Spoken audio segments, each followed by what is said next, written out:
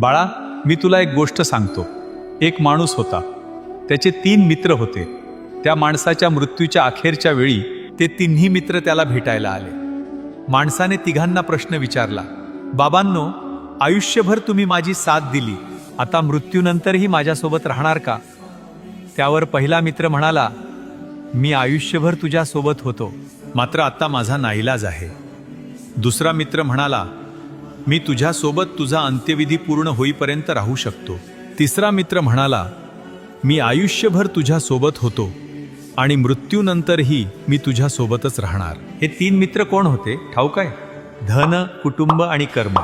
धन तोवर तुमच्यासोबत असते जोवर तुम्ही जिवंत असता, आणि कुटुंब तुमच्यासोबत असतं जोवर तुमचा अंत्यविधी पूर्ण होत नाही. मात्र कर्म हे मृत्यूनंतरही कायम तुमच्यासोबत असतं. म्हणूनच स्वप्न अशी पहा ज्यात स्वतःच्या आधी इतरांचा विचार सामावलेला असेल, आणि श्री स्वामी समर्थचा सदैव जप करत राहा. भिवू नकोस, मी तुझ्या पाठीशी आहे.